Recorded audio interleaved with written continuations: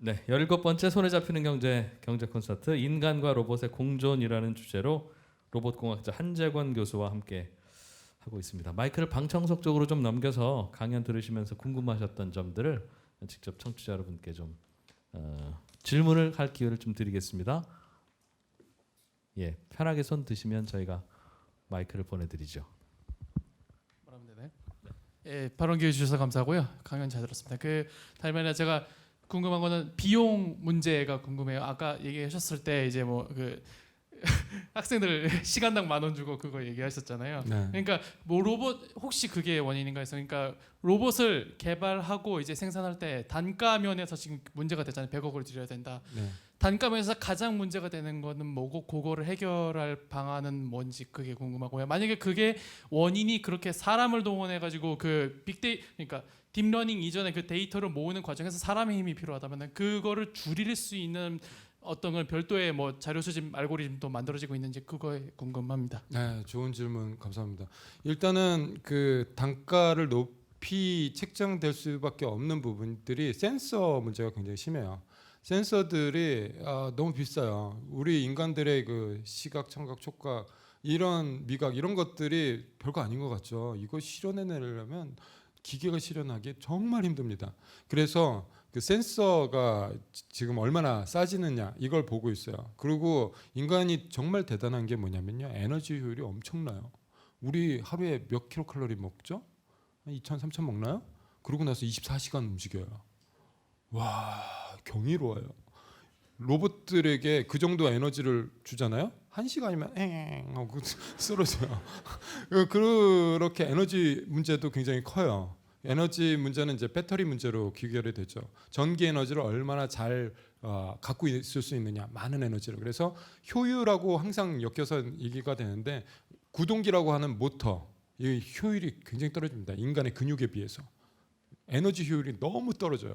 그래서 그 에너지 축전과 에너지 쓰임, 이 에너지 문제에 대한 그러니까 뭐랄까요, 거의 과학 수준이죠. 사이언스 수준의 이런 기초과학이 얼마나 잘 발달되느냐에 따라 이 단가가 얼마나 낮아질까를 보고 있어요. 어쨌든 구동기, 배터리, 센서 이런 것 때문에 아직까지 로봇이 비싼 존재입니다. 하지만 굉장히 빠르게 떨어지고 있어요, 가격이. 그리고 두 번째 질문이 어떻게 해야 사람들의 인력을 조금이라도 더 덜 들이면서 AI를 개발할 수 있을까? 지금 AI 서비스 하나 개발하려면 어마어마한 인력이 들거든요. 그래서 경제의 하나의 축이 될 수도 있어요. 인력이 든다는 건 고용이 필요하다는 거고, 만약 그 고용이 만약에 성공적인 서비스로만 이루어질 수만 있다면 이건 굉장히 하나의 경제 산업의 축이 되는 거니까 오히려 더 좋은 측면이 있죠. 그런데 한쪽에서는 이거 너무 비용이 많이 드니까 할 수 있는 서비스가 너무 국한된다. 그래서 이 비용을 좀 줄이는 방법, 인건비를 줄이는 방법 또 뭐 있을까에 대해서 연구하시는 분들이 많습니다. 지금 인공지능은 슈퍼바이즈드 러닝이에요. 즉 누군가가 지도를 해줘야 돼요. 선생님이 있어야 돼요.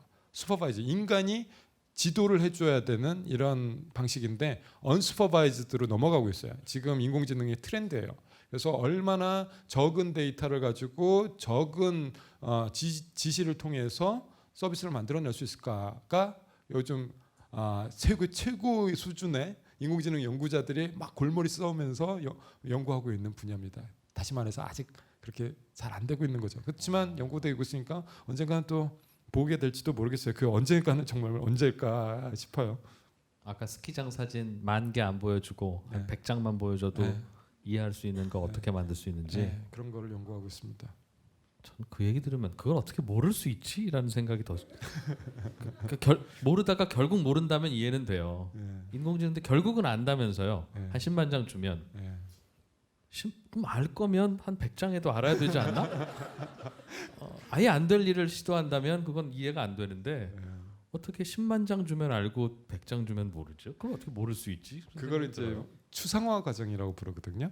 그래서 추상화하는 거, 사실은 저 전기 신호들을 다른 하나의 어떤 추상적인 개념으로 바꾸는 거예요. 그 추상적인 개념을 계속 여러 번 거치면 나중에 맨 마지막에 이건 깃발, yes, no로 아예 단순화되는 추상화까지 가야 되는 거거든요. 그 추상화 과정들이 굉장히 중요한데 딥러닝이라고 하는 거는 그 추상화 과정이 깊다, 여러 개다. 우리도 생각을 깊게 한다라는 표현 쓰잖아요. 그래서 딥러닝이란 말은 그 추상화가 여러 개 있다라는 말이에요. 그래서 그 추상화 과정을 그 레이어라고 부르는데 그 레이어들이 여러 개 있으면 된다라는 걸 이제 알은 거죠. 그러니까 우리가 배우는 과정은 옆에서 알려주잖아요. 네. 똑같이 빨간색이지만 옷에 있는 빨간색은 아니야. 저건 옷이잖아. 그렇지만 또 저 얼굴에 있는 건 아니야. 저건 루즈라는 거야. 또 알려주고 저 아저씨 어제 코피 나서 그런 거야. 몇 개 알려주면 근데 그걸 옆에서 알려주는 사람이 없다는 거군요. 인공지능은. 그러니까 그러면 그걸 옷에 다 있는 건 알려줘야 되는 거죠. 지금은 이거는 옷에 있는 빨간색이야. 이건 코피의 빨간색이야. 다 알려줘야 돼요. 알려주고 있어요? 알려주고 있고요. 그거를 한 그런데 번 알려줘서 아는 게 아닌 만 번 상태예요. 알려줘야 된다는 네, 거예요. 그런 거죠. 거참. 그거를 하고 있는 분야가 자율자동차가 가장 많이 하고 있는 분야예요. 왜냐하면 차가 도로에서 움직이려면 차 앞에 있는 사물들이 얘는 뭐야, 쟤는 뭐야 이런 걸 다 알아야 되는 거거든요. 그거 알기 위해서 수만 장도 아니고 수백만 장 막 다 밀어 넣어주고 있는 거예요, 자동차에다가.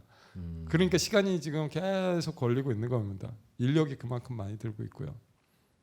그러게요. 아기들한테도 알려줘야 알긴 하지만 네. 되게 몇 번 안에 아는데. 네. 알겠습니다. 예. 그래서 재밌는 현상이 뭐냐면요. 이 알려주는 거를 좀 효율적으로 하는 방법 중에 하나가 시험을 보는 거예요. 예? 인공지능을 대상으로? 네. 그래서 중간에 이제 퀴즈도 보고 중간고사 보고 기말고사 보는 거죠. 그래갖고 체벌을 하는 거예요. 벌도 주고 상도 줘요. 그래서 이걸 reinforcement learning이라고 그래요. 그래갖고 강화를 시켜주는 거죠. 맞추면 오 역시 잘했어 뭐 이러잖아요. 우리 아들 우리 딸 진짜 잘해 이렇게 상을 주면은 막 의기양양해갖고 그게 강화가 돼요. 그 뉴런들이 여태까지 했던 과정들이. 인공지능한테는 어떻게 상을 줘요? 전압을 높여줘요? 아니요. 저희 그 여태까지 했던 것들을 맞추면 여태까지 했던 과정들에 대한 변수를 가중치를 줘요. 지금까지 그 추상화 잘했어요. 앞으로도 이런 확률을 높이는 거야. 변수들이 굉장히 많은데 그 변수들의 가중치를 조금씩 더 주는 거예요. 그게 상이죠. 벌은 그 가중치를 낮추는 거예요. 그러면 다음에는 이렇게 하지 마. 또 그러면 혼난다. 이렇게 하는 게 변수를 낮춰주는 거예요. 그런 과정을 많이 하면은 이제 이렇게 확 똑똑해지고 그래요. 재밌죠? 재미없나요? 멍청하다는 얘기 들으면 화도 나고 또 다행이라는 생각도 들고. 네.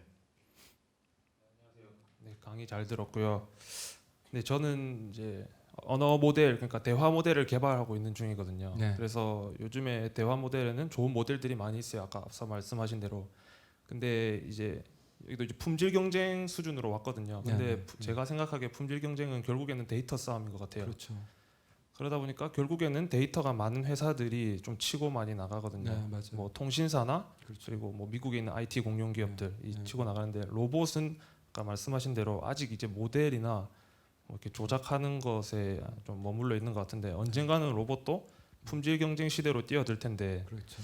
그 지금 강의하신 죄송합니다. 그 제 이름이요? 한재권님께서 네. 그 이제 데이터 싸움에 결국 뛰어들으셔야 되는데 품질 경쟁을 하려면 이거에 대해서 좀 대안이 있는지 궁금합니다. 예. 데이터 모으는 거에 싸움이 붙고 있는 중 맞습니다. 그래서 제가 전공이 이제 이족 보행이다 보니까 지금 로봇 걷는 게 굉장히 좀 불쌍해 보이잖아요. 그런데 그걸 어떻게 하면 사람처럼 자연스럽게 걷게 만들까를 어떻게 할 거냐면 계속 러닝머신 위에서 걷게 만들 거예요.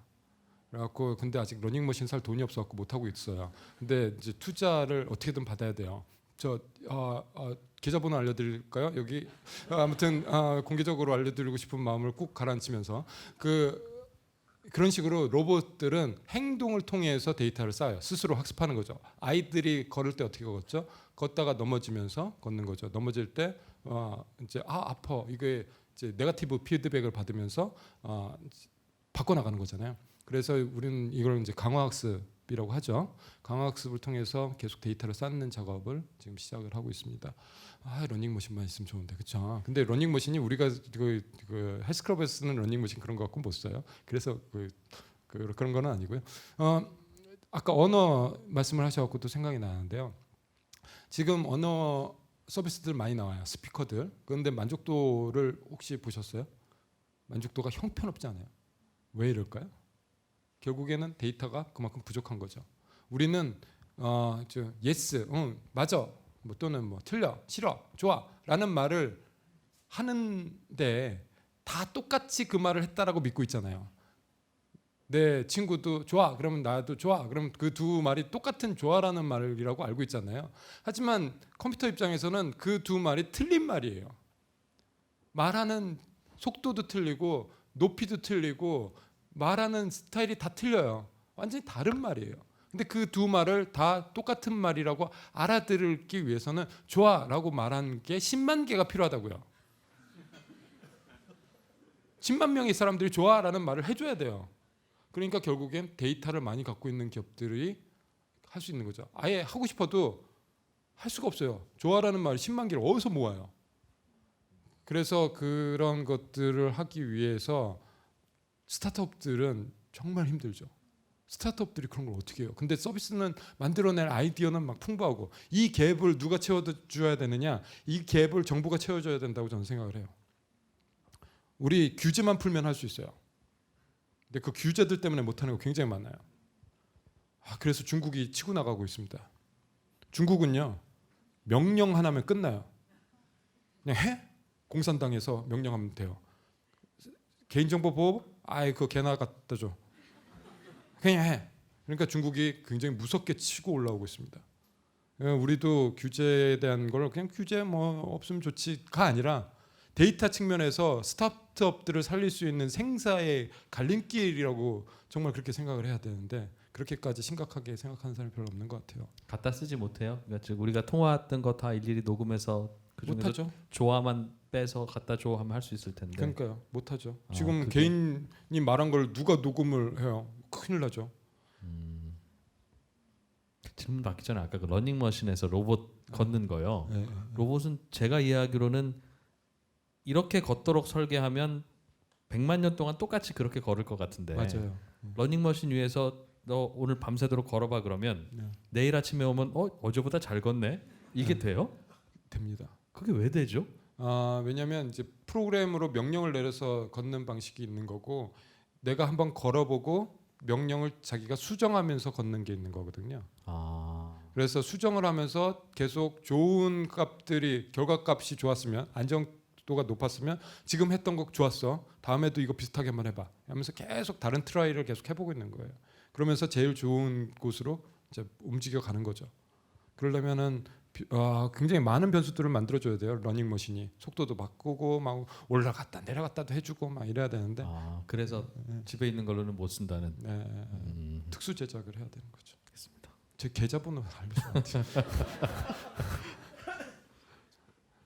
강연 잘 들었습니다. 제가 궁금한 거는 앞서서 이제 그 잡이 없어질 것 같다라고 생각하진 않는다라고 하셨고 그게 이제 시간 때문에 어느 정도 댐핑 효과가 있는 거잖아요. 네.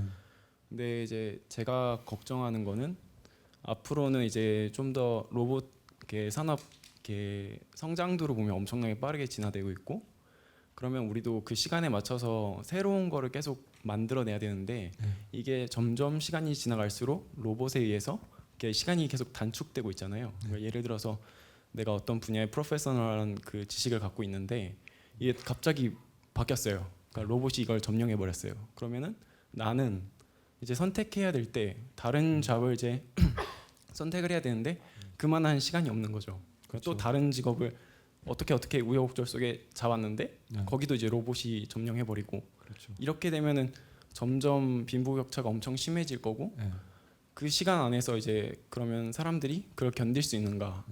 이렇게 말씀하셨듯이 쉽게 말씀하셨을 때 뭐 오늘 내가 그러니까 잡을 잃으면 내일 뻥튀기를 튀긴다라고 하셨는데 네. 그게 실질적으로 제가 감당할 수 있는 정신적인 그런 건 아니잖아요. 그렇겠죠. 제가 네. 튀기는 뻥튀기가 오죽하겠어요. 그러다 보니까 이제 그런 거를 어떻게 격차를 좀 줄일 수 있는 그런 연구도 진행이 되는지 아니면은 그런 솔루션 같은 게 지금 어떻게 마련할 수 있는지에 대해서 좀 궁금하거든요. 전 이래서 정치가 중요하다고 생각하는 사람 중에 하나입니다. 왜냐하면 그걸 기술을 통제할 수 있다? 못해요. 기술을 한 사람이 만드는 거라면 통제할 수 있는데 기술을 만들어내는 사람은 수십만입니다. 그러니까 그 사람들 통제 못합니다. 그러면 이거 어떻게 해야 되느냐? 저는 그래서 요즘 나오고 있는 기본소득제 이거 굉장히 관심 있게 보고 있어요. 사람들한테 시간을 벌어줘야 돼요. 사람들에게 트랜지션할 수 있는 여유와 시간 두 가지를 줘야 되거든요. 그러면 이 사람들이 여유가 시간이 없을 때 아예 그냥 인생 패배자가 되는 그룹이 있을 거고 그런 공동체가 있을 거고 그럼 공동체는 계속 경쟁력을 잃어가는 거죠. 하지만 어떤 분야는 그 사람들에게 시간과 여유를 강제로 주면서 계속 취업을 해줘서 기회를 만들 수 있게 해주는 이런 제도, 결국엔 제도의 힘이라고 생각하는데 약속의 힘이라고 생각하는데 우리가 이거를 감내할 수 있는 공동체의 약속을 만들어낼 수 있느냐가 우리가 정치가 해야 될 일이 아닐까라는 생각합니다. 그래서 4차 산업혁명이 다가오면 다가올수록 우리는 기본소득제를 비롯한 여러 가지 담론들에 대해서 인공지능에 의해서 피해받는 사람들을 어떻게 우리가 끌고 나가서 더 경쟁력 있는 구성원으로 만들어줄 수 있는지에 대한 얘기들을 심각하게 해야 될 시점까지 밀려왔습니다. 지금이 그때예요. 그런데 그렇게 심각하게 생각하는 사람이 그렇게 많지는 않은 것 같아요. 기본소득제 나오면 저 그 공짜로 돈 벌어 먹으면 저 그 거지근성 그 생기고 그거 안돼 뭐 이렇게 단순하게 생각하고 있는 거죠. 얘 기본소득이 갖고 있는 그 함의를 잘 생각을 깊게 안 하세요. 여태까지의 관성으로 미래를 바라보고 있는 거죠. 지금 새로운 개념들이 지금 밀고 들어오고 있는데 지금 서양의 1800년대 서양에서 군함 몰고 들어오고 있는데 우리는 지금 유교적인 가치를 지키기 위해서 상투를 자르면 안 돼 막 이러고 있는 것 같아요. 내 목을 쳐라, 내 머리를 자르지 마라 뭐 이러고 있는 거죠. 근데 안 됩니다. 우리 정말 많은 시각의 변화가 필요한 시점이고 이런 것들은 결국엔 여론이고 우리 국민들의 힘이 필요해요. 분위기가 갑자기 왜 이러죠? 출마각이라.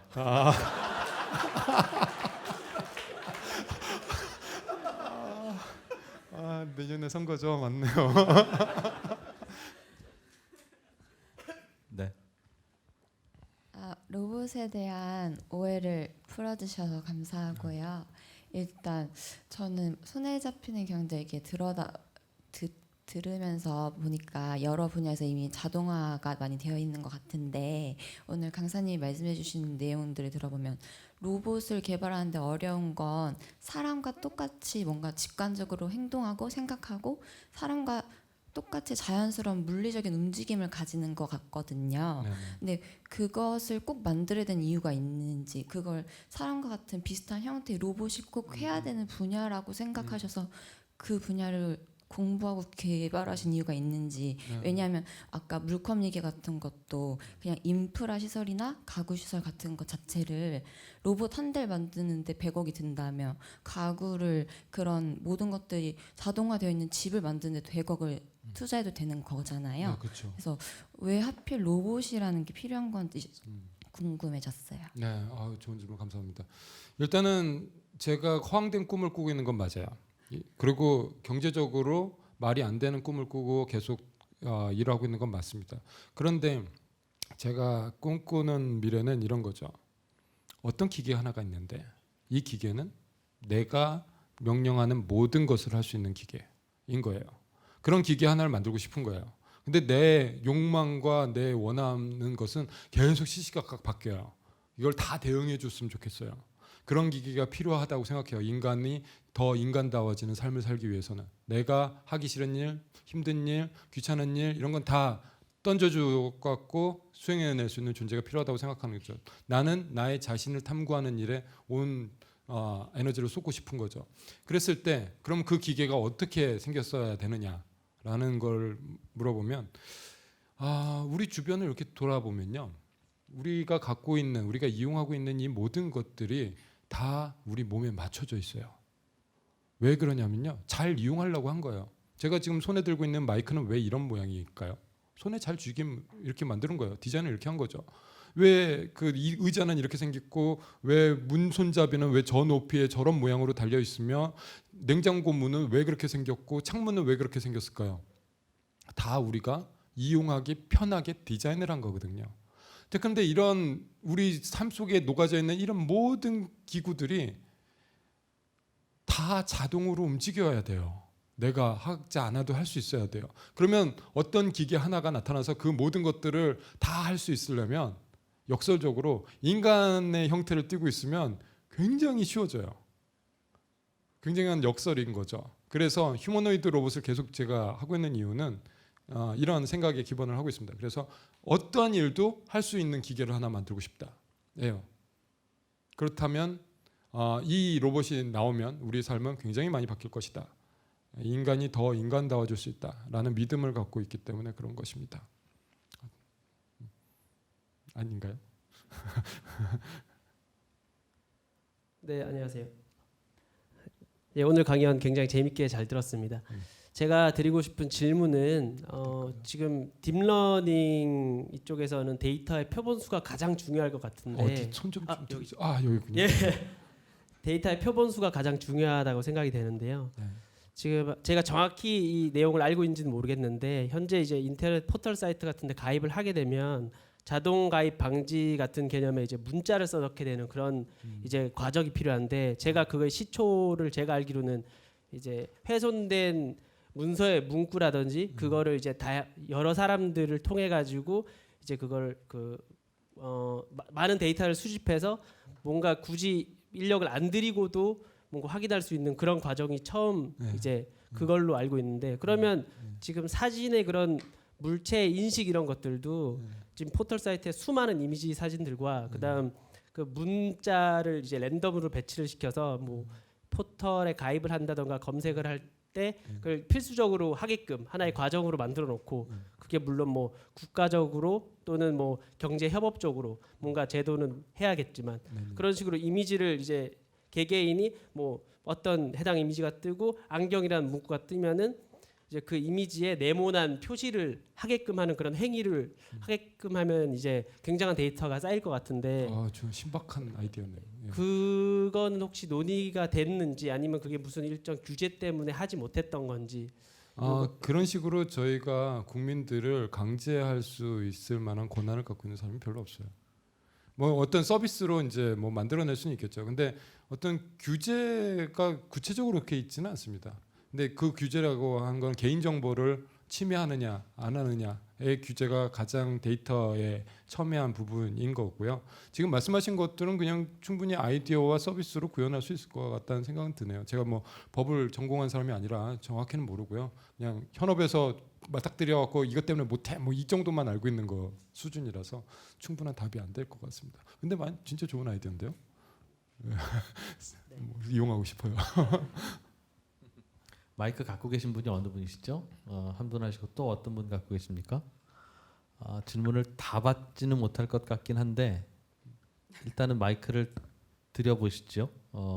주시고 질문을 같이 해주시고 한 질문만 받으려고 하는데 마이크가 있으셔서 그 소소한 질문이 하나 있어서 좀 교수님께 하나 여쭤보고 싶습니다. 최근에 그 저희 상사분께서 등남을 하셨는데 그 자신의 아들을 좀 스포츠 선수로 키우고 싶다. 그 이유가 뭐냐 했을 때 이건 절대 인공지능이랑 로봇에 대체되지 않는다라는 강한 확신이 있더라고요. 그런데 오늘 교수님께서 2050년에 그 세계 제1의 그 국가대표를 향해서 축구를 해서 이기는 걸 목표로 하셨잖아요. 그런 시대가 왔을 때 과연 그 저희 뭐 아들 세대들은 이런 자신의 적성이나 소질을 좀 정점까지 갈고 닦는 그 운동선수라든가 예체능 영역에서 과연 그 위상을 지킬 수 있을지 그에 대한 좀 의견을 듣고 싶습니다. 네. 소소하지만 중요한 질문이었던 것 같습니다. 좋은 질문인데 상사의 아들 걱정까지 하시는 거 보니까 성공하실 것 같습니다. 진급 보장. 좋은 강의 감사드리고요. 저쪽에서 하셨던 분이랑 거의 비슷한 내용이긴 한데 제가 조금 다른 두 가지 질문을 하려고 해요. 먼저는 TV에서 보니까 구글에서 위성으로 로봇을 이런 구글 맵을 인식하기 위해서 사람이 그 지도를 찍어서 네모를 그리고 있더라고요.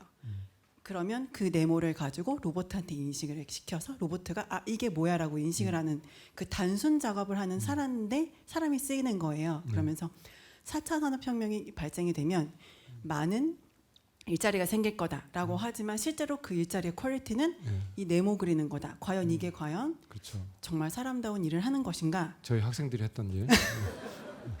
그래서 이런 현상에 대해서 어떻게 생각을 하시는지 하고 조금 다른 질문이 방금 하셨던 분처럼 저는 이제 내년에 초등학교를 갈 아들을 데리고 있는데요.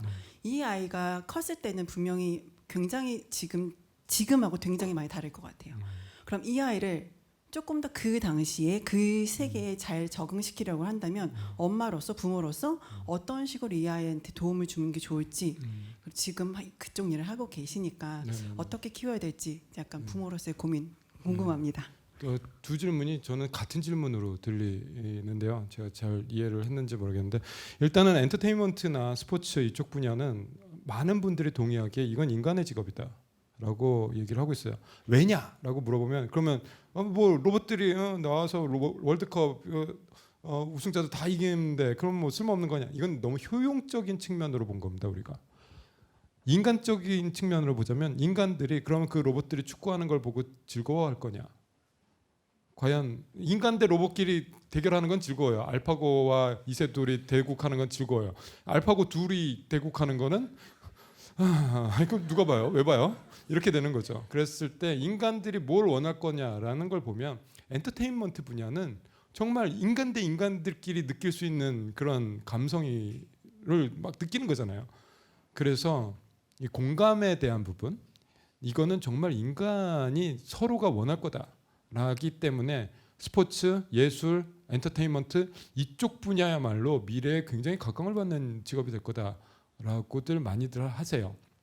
그러면 아이들을 다 이제 그런 연습생들 너 연습 그 회사에 기획사에 막 들어가서 줄 서 있고 막 이래야 되느냐? 그건 아닌 거가 뭐냐면 제가 믿고 있는 신념 중에 하나는 누구나 다 잘하는 게 하나씩 있다입니다. 제가 한 말은 아니고요. 정약용 다산 선생님께서 그렇게 말씀하셨어요. 그래갖고 저는 그 말을 굉장히 믿어요. 왜냐하면 여태까지 재능이 없는 사람을 본 적이 한 번도 없어요. 지금까지 삶을 살아오면서. 그랬을 때 이 친구들이 그러면 어떤 일을 할 거냐라고 곰곰이 생각해 봤을 때 결국에 성공하는 거는 성공의 기준도 뭐 다르겠지만 자기가 좋아하는 일을 했을 때 성공을 하더라고요. 그게 돈과 뭐 어떤 연관관계는 없을 수도 있습니다만 결국에는 한 세상 살아나가는 건데 자기가 좋아하는 일을 했을 때 굉장히 큰 성공을 거두는데 그 좋아하는 것이 그럼 미래의 직업과 얼마나 경제적으로 연결될 거냐라고 했을 때 저는 오히려 앞으로는 굉장히 다양화된 사회 속에서는 무엇이든 잘하는 사람이 성공한다. 그 분야는 지금처럼 이렇게 한정적으로 뭐 법전을 잘해야 성공하고 뭐 이렇게 한정적인 세상은 아닐 거다라고 믿고 있어요. 굉장히 다양한 분야가 될 거 점점 그렇게 돼가고 있으니까 그 다양한 세상 속에서 그 다양한 곳에 1등을 한다면 거기에서 자기가 제일 잘한다면 이 사람은 뭘 해도 성공한다라는 생각을 하고 있거든요. 그게 인공지능을 통해서 로봇을 통해서 우리가 더 슈퍼맨이 될 수 있기 때문에 가능한 일이 될 것이고요. 그러면 좋아하는 일이 무엇이든 그거를 밀어주면 된다라고 생각을 해요. 그러니까 답이 하나가 아닌 거죠. 답은 사람의 개수만큼 다를 수도 있을 것 같아요. 그러면 이 아이가 어떤 재능을 가지고 있고 뭐를 좋아하는지를 관찰해 주시는 게 부모님들의 역할이 아닐까. 어떤 계획을 미리 딱 가지고 이거를 시켜야 될 텐데라는 딱 계획을 갖고 있는 순간 망하는 거 아닌가. 그랬을 때 정말 객관적인 시각으로 얘가 뭐를 잘하는가 이렇게 보는 거죠. 근데 얘는 맨날 게임만 해. 이러면은 막 한숨 쉬고 멀리 있을 때 좀 더 생각을 바꿔보실 필요가 있어요. 같이 게임을 해볼 필요도 있어요. 그랬을 때 나의 아이의 수준이 나에 비해서 얼마인가, 나보다 레벨이 높은 거 아닌가, 이런 걸 좀 측정도 좀 해보셔야 되는 거죠. 그랬을 때 이 아이가 게임의 고난이도의 수준이 어느 정도인가도 좀 보시면서 같이 얘기를 해야 되죠. 야, 너 게임 좋아한다고 하는데 이거 갖고 되겠냐? 좀 더 열심히 해야 되는 거 아니야? 뭐 이렇게 되면 스스로 고민을 하게 만들어주는 거죠. 아내가 아니라 이거 내가 재능이 없는 것 같다. 나 맨날 애들한테 맨날 지고 아이씨 재미는 있는데 맨날 지고 자기 스스로 생각할 거예요. 나는 프로게이머로 했다가는 큰일 나겠는데? 이런 생각을 하게 만들어주는 게 중요한 거죠. 즉 같이 하면서 재능을 찾아주는 것 이게 되게 힘든 일이지만 부모님들이 하셔야 될 일 아닐까 생각합니다. 지금은 많은 사람들이 본인의 재능과 무관한 네. 그런 일들을 하고 있죠. 사회에서 그런 일들을 필요로 하니까 네. 청소를 하든 도서관에서 사서를 하든 뭐 그 어떤 일을 하든 그러니까 어찌 보면 방송 진행을 하는 제가 잘 못하는데도 먹고 살 수 있는 길일 수도 있어요. 아 재능 있으신 거. 아니 어딘가에서 도서관에서 책 정리하는 분이 사실은 그 아. 책 정리를 로봇이 해주기 시작하면 아, 나는 뭘 잘하는 걸까 하다가 이 일을 시작할 수도 있고 그러면 맞네요. 둘 중에 하나는 이제 집에 가야 되잖아요. 그 말은 이제 자기가 잘하는 걸 더욱더 찾을 수 있는 그런 시기가 곧 올 테니 네. 거기에 더 집중하라는 말씀으로 들립니다. 그 시기가 초등학생이라고 하는데요. 네. 올 것 같아요 초등학생. 그 초등학생이면 올 것 같아요. 되게 중요한 질문인데 네. 그런 시기가 한 70년 후에 오면 네. 저 초등학생은 괜히 그런 그런 거죠. 겁니다. 이거 잘해 주셔야 돼요. 네. 근데 저는 틀릴 수도 있지만 강하게 믿음인 거죠. 믿음. 왜냐하면 기술의 진보 속도를 보고 있으니까요. 그러니까 그 속도를 보시는 분이니까 예, 예. 여쭙는 거예요. 예. 초등학생들은 분명히 다른 세상을 살고 있을 겁니다. 지금의 초등학생들은. 초등학생들이 직업을 얻는 나이가 15년, 20년 뒤겠죠. 15년, 20년 뒤면 분명히 달라집니다. 지금과는 다른 세상입니다. 근데 좀 낀 세대들이 좀 안타깝긴 한데 근데 그건 뭐 어떻게 아무튼 저 같은 세대도 있잖아요. 저같이 그냥 IMF 닥쳤을 때 뭐 사회에 나오는 이런 세대도 있었으니까요. 제 예상보다는 빨리 오네요, 정말. 네.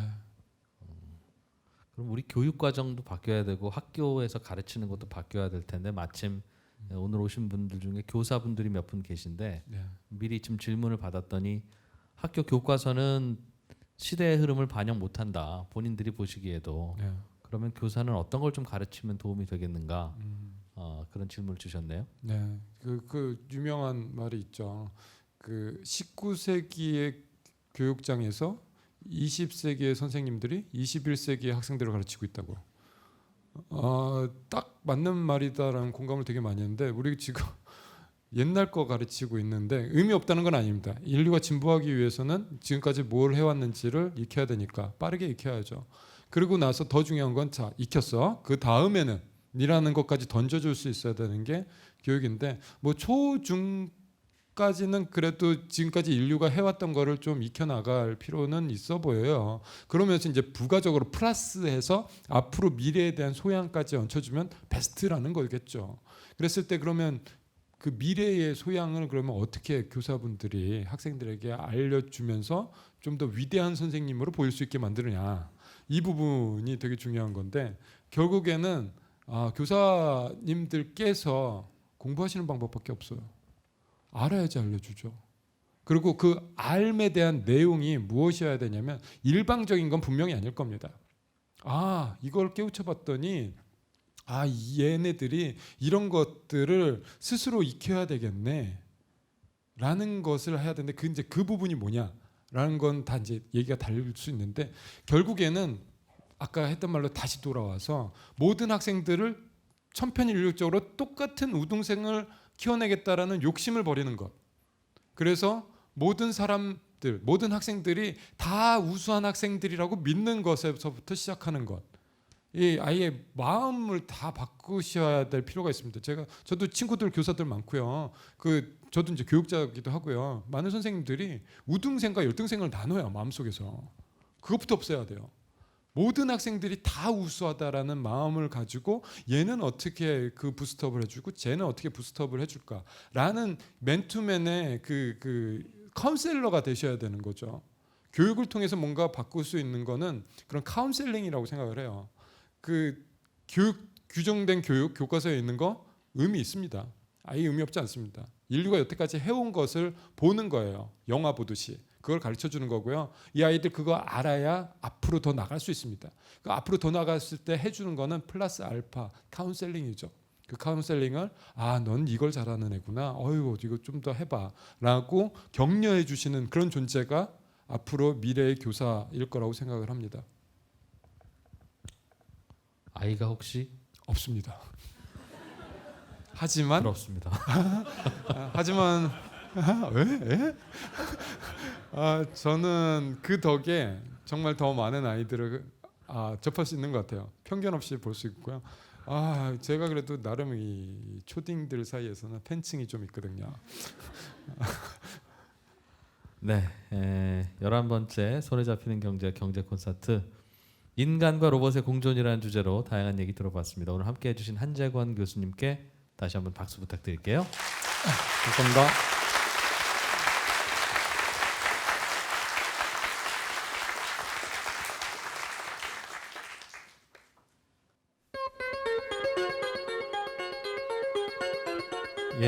오늘 저희가 준비한 경제 콘서트 유익하셨습니까?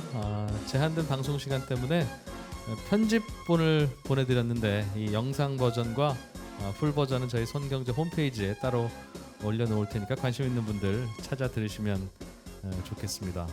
조만간 또 더 유익하고 재미있는 주제로 경제 콘서트 준비해서 여러분 모시도록 하죠. 오늘 멀리 MBC 골든 마우스 홀까지 와주신 여러분도 감사드리고 내일 아침 방송에서 또 찾아뵙겠습니다. 지금까지 이진우였습니다. 고맙습니다.